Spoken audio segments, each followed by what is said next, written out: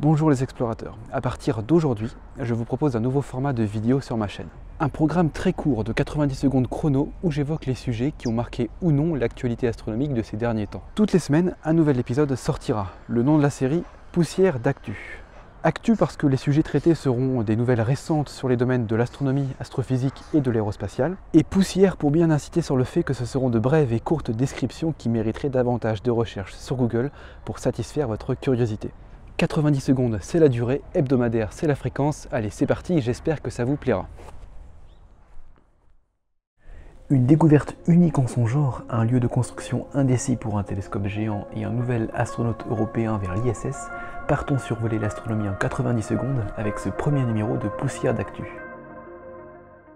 À la une de ces derniers jours, la découverte du tout premier astéroïde capturé par notre système solaire. Du nom de 2015 BZ509, cet astéroïde, situé aux environs de Jupiter, a été découvert en 2015. Mais c'est seulement depuis le 21 mai que l'origine de son mouvement orbital rétrograde, orbitant dans le sens inverse à celui des planètes, a été identifiée.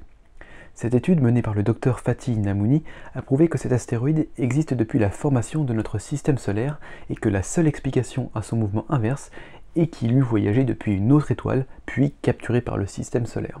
Attention, cet astéroïde n'est pas à confondre avec le fameux Oumuamua, premier astéroïde étranger, mais simplement de passage et non piégé par le Soleil. Un télescope géant de 30 mètres de diamètre décomposé en 492 miroirs et pouvant atteindre une résolution 12 fois meilleure que celle de Hubble, c'est ce qu'annonce le TMT. Ce télescope géant doit être installé sur le Mauna Kea à Hawaï, mais des protestations menées par les habitants de l'île depuis 2014 ont suspendu sa construction, obligeant le TMT à envisager un lieu secondaire sur les îles Canaries. Cependant, de récentes nouvelles annoncent que l'affaire juridique pourrait bien jouer en la faveur du TMT. Enfin, à ne pas rater le 6 juin le lancement d'un nouvel équipage en direction de l'ISS, dont l'astronaute allemand Alexander Gerst dans le cadre de la mission Horizon. C'est la première fois qu'un astronaute de la promotion 2009 de l'Agence spatiale européenne effectue un second séjour dans l'ISS. Et Alexander sera également le second européen à prendre les commandes de la station. Une cinquantaine d'expériences sont prévues.